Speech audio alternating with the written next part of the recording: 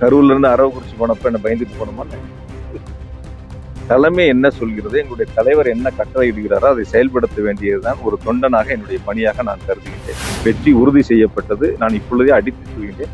கரூர் தொகுதி 50,000 வாக்குகள் வித்தியாசத்தில் ஒரு மகத்தான வெற்றி பெறும். என்னை பொறுத்த வரைக்கும் கரூர் கோவையும் உடலும் உயிரும் போல அந்த தேர்தல் களம் என்பது மிக சிறப்பாக இருக்கிறது. வெற்றி என்பது உறுதி செய்யப்பட்டது. 2026 சட்டமன்ற தேர்தலுக்கான பொது தேர்தலுக்கான கரூர் சட்டமன்ற தொகுதியினுடைய வேட்பாளராக கழகத்தினுடைய தலைவர், தமிழ்நாட்டினுடைய ஒப்பற்ற முதலமைச்சர் மாண்புமிகு தளபதி அவர்கள் திராவிட முன்னேற்ற கழகத்தின் சார்பில் ஆசி தியாகராஜன் அவர்களை வேட்பாளராக அறிவித்திருக்கின்றார்கள். ஏற்கனவே கழகத்தினுடைய நிர்வாகிகள் கூட்டத்தை முடித்து முக்கிய பெருமவர்களை சந்திக்கக்கூடிய நிகழ்வுகளை தொடர்ந்து தொடங்கி அதற்கான பணிகளை முன்னெடுத்து இன்று தேர்தல் பிரச்சார பயணத்தை நாங்கள் தொடங்கி இருக்கின்றோம்.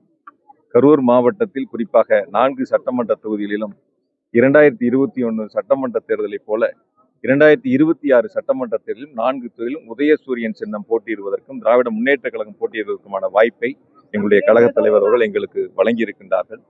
2021 அந்த வாய்ப்பை வழங்கிய போது நாங்கள் தவற விடாமல் 4 சட்டமன்ற தொகுதியிலும் எங்களுடைய கரூர் மாவட்ட வாக்காளர் பெருமக்கள் உதயசூரியன் சின்னத்திற்கு வாக்களித்து ஒரு மகத்தான வெற்றி வாய்ப்பை உருவாக்கி தந்தார்கள்.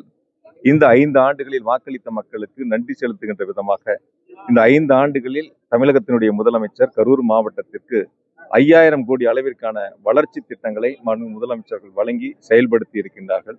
அந்த வகையில் கரூர் மாநகராட்சியில் மட்டும் ஏறத்தாழ 1140 கோடி ரூபாய் மதிப்பிலான வளர்ச்சி திட்டங்களை முதலமைச்சர்கள் வழங்கி இருக்கின்றார்கள். எனவே அரசனுடைய திட்டங்களை முதலமைச்சருடைய சாதனைகளை மக்களிடத்திலே எடுத்து சொல்லி 2026 சட்டமன்ற தேர்தலில் ஒவ்வொரு வீடு வாரியாக ஒவ்வொரு வாக்காளரையும் நேரிலே சந்தித்து உதயசூரியன் சின்னத்திற்கு உங்களுடைய ஆதரவை தாருங்கள், வாக்களியுங்கள் என்ற வேண்டுகோளை வைத்து நடைபெறக்கூடிய இந்த மகத்தான தேர்தல் திருவிழாவில் கரூர் சட்டமன்ற தொகுதியில் 50,000 வாக்குகள் வித்தியாசத்தில் கழக தலைவர்களால் அறிவிக்கப்பட்டிருக்கின்ற வேட்பாளர் அண்ணன் ஆசி தியாகராஜன் அவர்கள் ஒரு மகத்தான வெற்றியை பெறுவார்கள் என்பதை மட்டும் இந்த நேரத்தில் நான் உறுதியாக சொல்கின்றேன். சில பேர் சில கருத்துக்களை முன்வைக்கலாம். ஆனால் நாங்கள் எங்களை பொறுத்தவரை அரசு செய்த சாதனைகளை, முதலமைச்சர் வழங்கிய திட்டங்களை மக்களிடத்தில் சொல்லி நாங்கள் வாக்குகளை சேகரிக்கின்றோம். எதிர்முகாமில் இருக்கக்கூடியவர்கள் 5 ஆண்டுகளும் பொறுப்பில் இருந்தவர்கள். ஆனால் அவர்கள் செய்த சாதனைகளை சொல்வதற்கு ஒன்றுமில்லை. ஏதாவது சாதனைகளை சொல்லியிருந்தாங்க, செஞ்சிருந்தாங்கன்னா அதை சொல்லி ஓட்டு கேட்பாங்க.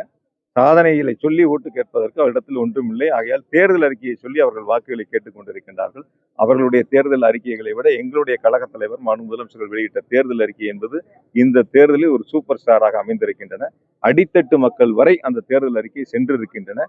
நிச்சயமாக முழு ஆதரவை எங்களுடைய கரூர் மாவட்ட மக்கள், கரூர் தொகுதி மக்கள் திராவிட முன்னேற்ற கழகத்திற்கு மதசார்பற்ற முற்போக்கு கூட்டணிக்கும் வழங்குவதற்கு மக்கள் தயாராக இருக்கின்றார்கள். நாளைக்கு முதல்வர் கூட்டத்திற்கு நாளை நடைபெறுகின்ற கழகத்தினுடைய தலைவர், தமிழ்நாட்டினுடைய முதலமைச்சர் மாண்புமிகு தளபதி அவர்கள் கரூர் மாவட்டத்தில் 4 சட்டமன்ற தொகுதிகளுக்கான தேர்தல் பிரச்சார பயணத்தில் ராயனூர் பகுதியில் நடைபெறுகின்ற பொதுக்கூட்டத்தில் எங்களுடைய கழக வேட்பாளருக்கு ஆதரவாக சிறப்புரையாற்ற இருக்கின்றார்கள். நாளை நடைபெறுகின்ற கூட்டத்தில் 1 லட்சத்திற்கும் மேற்பட்டோர் இந்த தேர்தல் பிரச்சார பயணத்திலே பங்கெடுப்பார்கள். அதற்கான ஏற்பாடுகளை நேற்று நாங்கள் முன்னெடுத்திருக்கின்றோம்.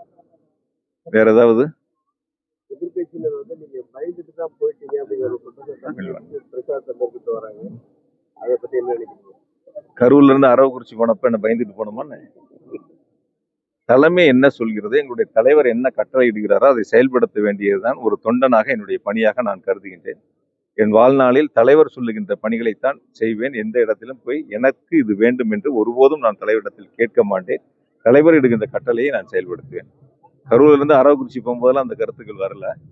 இப்ப தோல்வி பயத்தில் இருக்கக்கூடியவர்கள், சாதனை சொல்லி வாக்கு சேகரிக்க முடியாதவர்கள், மக்களிடத்தில் எடுபடாதவர்கள் இது போன்ற கருத்துக்களை முன்வைத்திருக்கின்றார்கள். நிச்சயமாக 4ஆம் தேதி வாக்கு எண்ணிக்கை நாளன்று நீங்கள் பொறுத்திருந்து பாருங்கள். நம்ம எல்லாம் ஒன்னாதான் இருக்க போறோம். 4 தொகுதியிலும் உதயசூரியன் வெற்றி என்ற மகிழ்ச்சியான செய்தி நீங்கள் தான் வெளியிடப் போகின்றீர்கள்.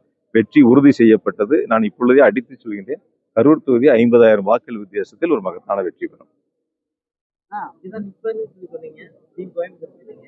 இல்ல, நான் இப்பதான் சொன்னேன், எங்களுடைய தலைவர் என்ன கட்டளை எடுக்கிறாரோ அந்த கட்டளை செய்வோம். கடந்த முறை இருந்த பொழுது கரூர்ல இருந்தா அப்ப அரவக்குறிச்சி நில்லுங்கன்னு சொன்னாங்க. நம்ம அரவக்குறிச்சி அப்ப நிக்கக்கூடிய ஒரு சூழல் ஏற்பட்டது. அங்கேயும் போய் நம்ம ஜெயிச்சோம்.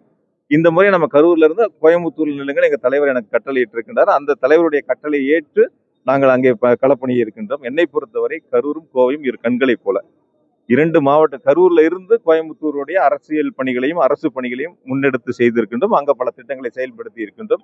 அதுபோல இப்பொழுது கோவையிலிருந்து கரூரையும் பார்த்துக்கொள்ள போகிறோம். 2 மாவட்டங்களும் இரு கண்களைப் போல நிச்சயமாக ஒரு உடம்புல உயிர் இருந்தாதான் அந்த உடம்பு செயல்படும். என்னை பொறுத்த வரைக்கும் கரூர் கோவையும் உடலும் உயிரும் போல. இதை விட எனக்கு ஒரு பெரும் பாக்கியம் எது இருக்காது. என்னை இந்த உலகத்திற்கு அடையாளம் காட்டியது கரூர் மக்கள். ஒரு 31 வயசுல ஒரு இளைஞனா இந்த மண்ணில் நின்று வாக்கு சேகரிக்கின்ற பொழுது இவன் நமக்கான பணிகளை செய்வான் என்று வாக்காளர் பெருமக்கள் வாக்களித்து அடையாளம் காட்டினார்கள். நான் போகாத தெருக்கள் இல்ல, கிராமங்கள் இல்ல, அத்தனை வீடுகளுக்கு என்னுடைய காலடி பட்டிருக்கு. ஆகையால 2 கலந்திருக்கக்கூடிய மக்கள் முதலமைச்சர்கள் அறிவித்திருக்கின்ற அண்ணன் ஆசி தியாகராஜன் அவர்களுக்கு ஒரு மகத்தான வெற்றி வாய்ப்பை வழங்குவதற்கு தயாராக இருக்கின்றார்கள். ஆக கரூராக இருந்தாலும் கோவையாக இருந்தாலும் 2 கண்களைப் போல அரசனுடைய திட்டங்களை கொண்டு வந்து சேர்ப்போம். இங்கு என்ன தேவையோ அதை அரசு முதலமைச்சர்கள் வழங்குவார்கள். கோவைக்கும் அந்த திட்டங்களை நாங்கள் செயல்படுத்துவோம். கோவை தெற்கு களம் நல்லா இருக்கு, ரொம்ப நல்லா இருக்கு. நேற்று அலுவலகம் திறக்கப்பட்டது. ஏறத்தாழ 4000க்கும் மேற்பட்டோர் அலுவலக திறப்பு விழாவில் பங்கெடுத்திருக்கின்றார்கள். இன்று மாலை பிரச்சாரத்தை நாங்கள் தொடங்க இருக்கின்றோம். ஆகையால அந்த தேர்தல் களம் என்பது மிக சிறப்பாக இருக்கிறது. வெற்றி என்பது உறுதி செய்யப்பட்டது.